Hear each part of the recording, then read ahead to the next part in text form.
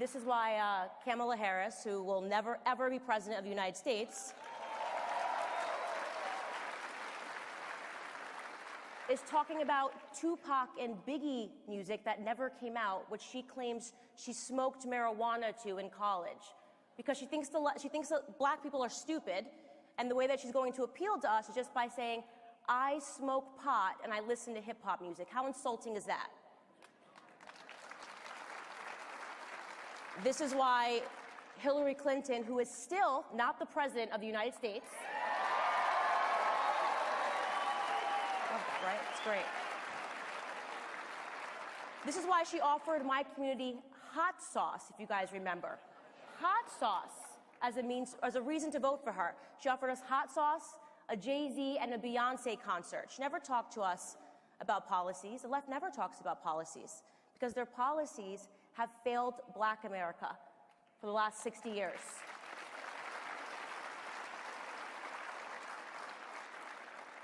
The truth is that the left and the Democrats never, ever, ever, ever want to fix Black America because they stump on our issues year after year. If they fixed our issues, they would have nothing to stump on or to talk about.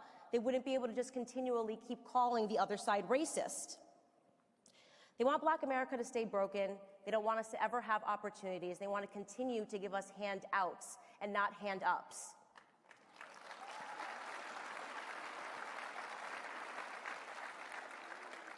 Never in a million years did the left predict Donald J. Trump, and I'll tell you what they also are not predicting. They never predicted a minority awakening. They never thought that they could ever lose the black vote, ever. They've taken our vote for granted for so long.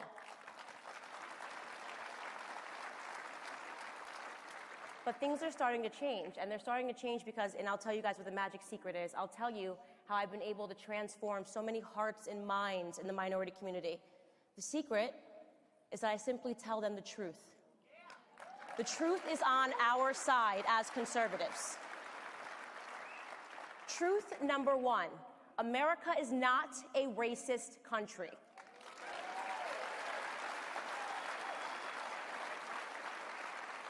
The people that continue to tell us that have a vested interest in racism. In fact, they're actively now importing Nigerians to come do racist acts in this country, a la Jussie Smollett, right? This is MAGA country. No, this is your prison cell, and I hope you rot in it, Jussie.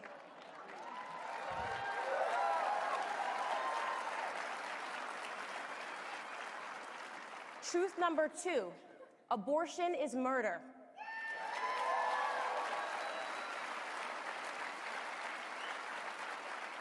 I ask myself all the time, doesn't it seem to you that progressive policies always lead to regressive results in the black community? It's amazing, isn't it?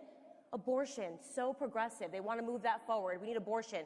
We have black women representing 6 to 7% of the population, and yet we account for almost 40% of all of the abortions that are performed in this country. We have a sick and twisted Governor Andrew Cuomo celebrating that you can rip fetuses, you can rip infants and babies from their mother's womb at 9 months. 9 months. It's absolutely sickening what we're talking about here. And who is that going to impact the most? In New York City, for those of you that don't know, more black babies are aborted than born live. A hard-hitting truth is that the most unsafe place for a black child is not on the streets, it's not when they see a police officer, it's in their mother's womb. More than half of the black population would be double today if it wasn't for abortion. We've lost 18 million black babies since 1973. How's that for a progressive policy? Is that what they're celebrating? The left needs God.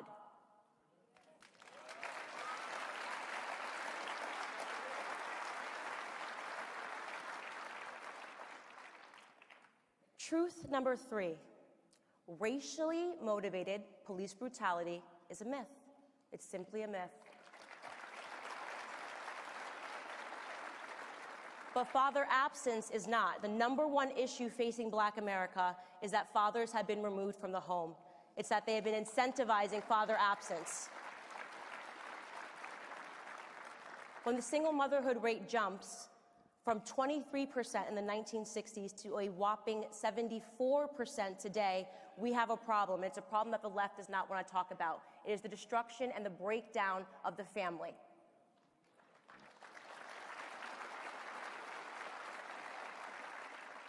Truth number 4. There are 3.6 million black children living below the poverty line. There are 4 million Hispanic children that live below the poverty line. And yet Democrats want us to put illegals first. I say no thank you. I say build the wall.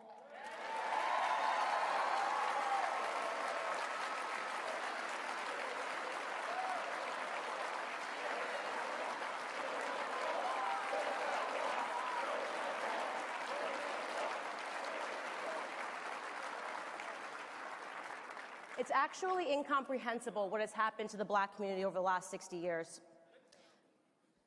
I say I don't want a Green New Deal, I want a Black New Deal.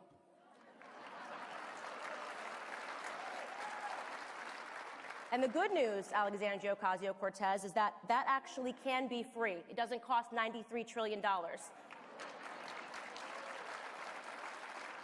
First and foremost, stop selling us our own oppression. Stop taking away our self-confidence by telling us that we can't because of racism, because of slavery. I've never been a slave in this country. Stop telling us that we need to be obsessing over our past when we should be obsessing over our future and the potential that we have.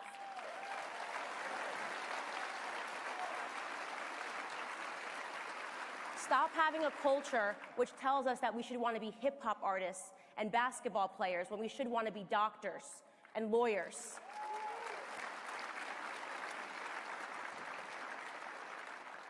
We need to stop idolizing people like LeBron James and start idolizing people like Dr. Condoleezza Rice and Dr. Ben Carson.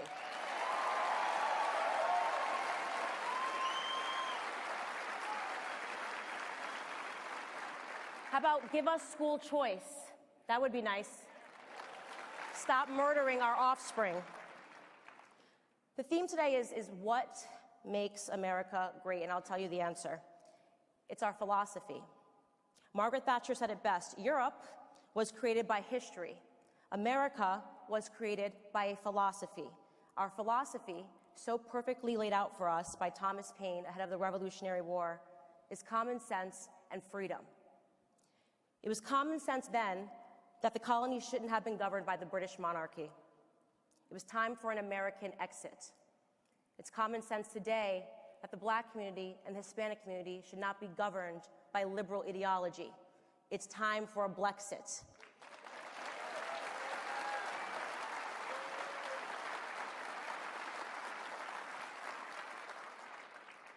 It's common sense that the left does not care about racism, they don't care about sexism, they don't care about misogyny, they don't care about any of that stuff, they don't care about sexism. What they care about is the politicking of fear. When the left results to calling me, as I have read it, a racist, a sexist, a Nazi, because I really have the look going for me. And the words have completely lost their meaning. They have no arguments anymore. It's common sense to me that conservatives need to start invading culture, because we are the party that believes first and foremost in God. And in case you guys forgot, it was our belief in God and in Judeo-Christian values that inspired culture in the first place.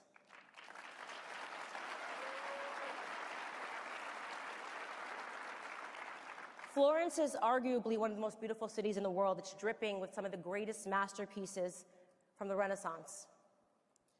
It was an explosion of art, of design, of aesthetic sensibility, and almost 100% inspired by God, Christianity, and the church. Conservatives, we are culture. We can invade culture. We can inspire and touch communities. Conservative principles can inspire great works of art and great movements.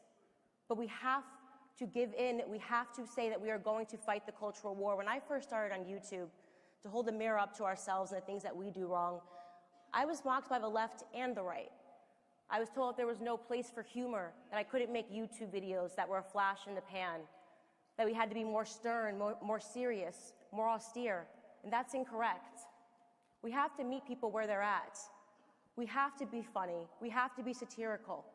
Doing billboards about AOC is great. She's giving us a lot of content right now.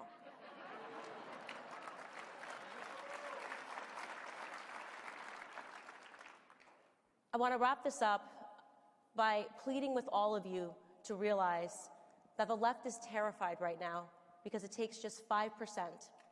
If we move the black vote 5%, the path of least resistance to defeating the left is awakening the minority community, awakening Black America. We've been lied to, we've been abused, we have been used, and we are suffering. If we make an effort ahead of 2020 to embrace the Black community, to embrace culture, we can save this country.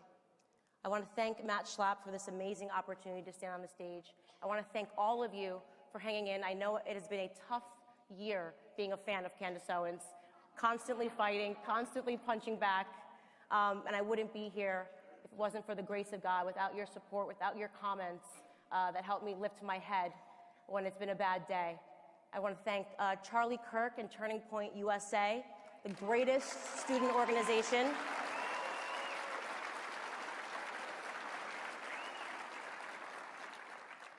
And above all else, just to thank God, because a year and a half ago, I was on YouTube. And what makes America great is how quickly your life can transform if you stop viewing yourself as a victim and start viewing yourself as a victor and a piece of the American dream. God bless. Thank you.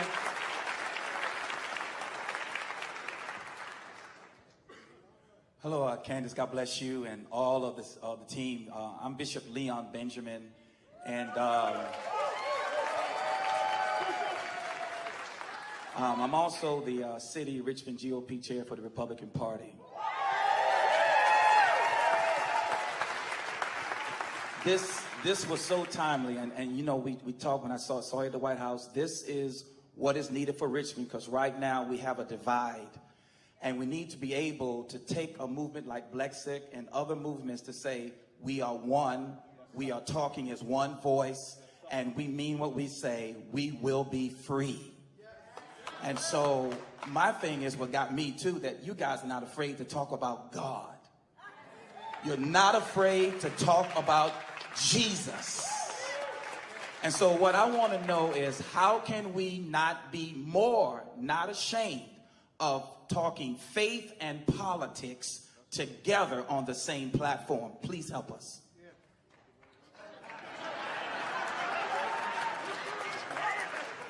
Okay, all right, Bishop Benjamin, thank you for that easy question. Look, by doing what you're doing, obviously, it's a learning process. Candace and I were together at a dinner last night. We talked about the fact that we just have to be relentless in offering up the truth. And the truth of the matter is, there wouldn't be a nation without the church, because churches and pastors were in the forefront of the Revolutionary War. There wouldn't have been a civil rights movement without the church, because the church was in the forefront of that effort.